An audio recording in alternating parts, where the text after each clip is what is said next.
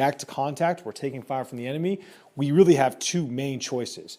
We can either assault the enemy or break contact from the enemy. There also is another one where we bypass, but that's a little bit less frequent or less often. So it's usually going to be one of those two times. And even if you're going to bypass the enemy, you're likely going to have to break contact and then bypass. So this is that second option, all right? We've already gone over platoon assault in my Battle Trail 2 video. Let's talk about break contact. I'm going to start by talking over it at the squad level because I think that's a little easier to understand and talk through.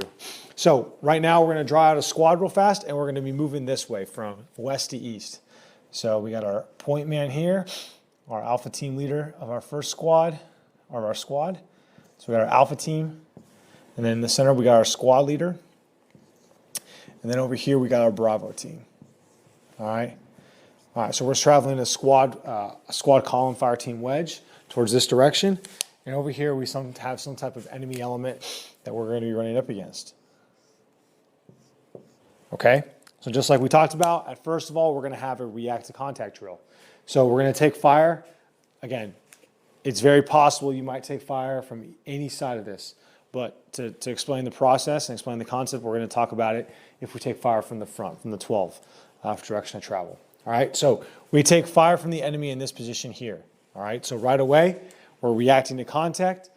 This element is getting online, beginning to lay down fire and take cover. Right away, returning fire and taking cover, yelling out the three Ds. Distance, direction, and description. Okay, from there, it's going to look somewhat like this. So let's see, this element right here is online. All right, suppressing the enemy, basically laying down a support by fire position, okay? Again, now the squad leader is going to move forward here and get an assessment of the situation, okay? So he's going to identify, talk with the alpha team leader, figure out what's going on.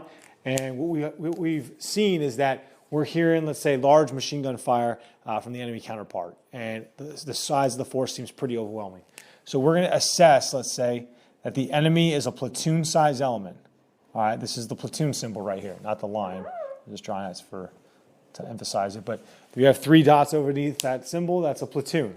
So we've identified that we are a friendly squad and we have run into an enemy platoon. What do we need to do? We're not going to assault this position.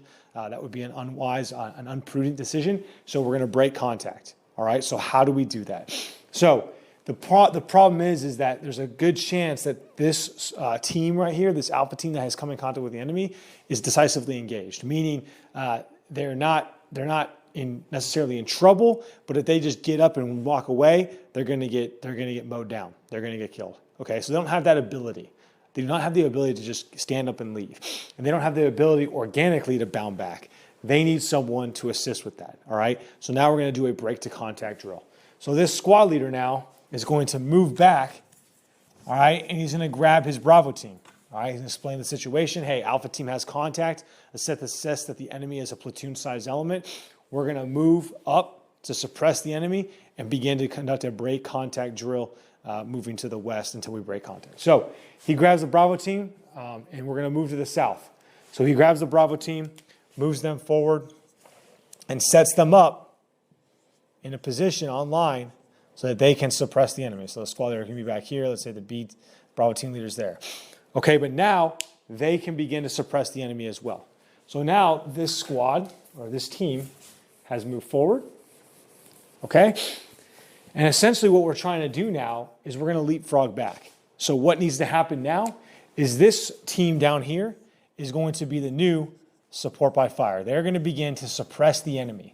Okay? So one, get the enemy's attention and get them looking this way. But second, suppress them with a high rate of fire so they have to keep their heads down and they're not able to get up and shoot and get into a position where they can lay effective rounds down range.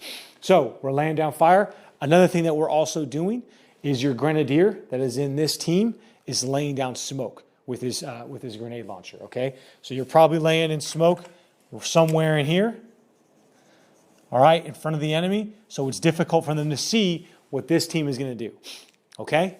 Now, when it's all set, these guys are successfully suppressing. We got smoke in place. This team is going to pick up and begin to break contact, all right? So this might require, it depends on the situation, this might require the squad leader to get over there and communicate with them. If they have radio comms, great, but you're gonna need some type of way. It could be a whistle blast. Make sure that you have a pace plan built in for how to communicate back and forth between each team. But now this team is gonna pick up and begin a retrograde, all right?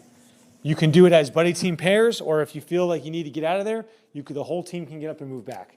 But anyways, the team is moving up or moving back to a position, all right? And now they're going to become the new support by fire. Okay, again, and they're going to begin to suppress the enemy. All right? And then this grenadier over here is going to lay down some smoke to conceal these guys' movement. So smoke is in place. They've taken over suppression.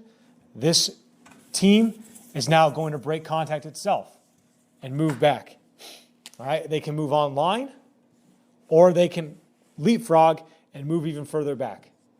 Okay, once they're set, then they become the support by fire. These guys move back again, and we just continue the process until we're out of contact with the enemy.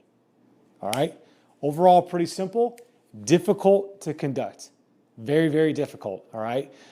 It takes a lot of effort and communication, and that squad leader is key, all right, that he's able to successfully command and control these two elements, all right? So again, if it looks a little bit difficult, again, the process might not be difficult, but the execution is, all right? And this is something that you definitely want to rehearse, especially if you're going to be conducting a movement to contact where you may come into contact with an enemy that is a larger force than yourself, or a enemy that does not meet the conditions for an assault. You need to rehearse this and make sure that your elements are ready to conduct a break contact, just as ready to conduct a break contact as they would be to conduct an assault. All right? So that's at the squad level. Let's talk the platoon level real fast.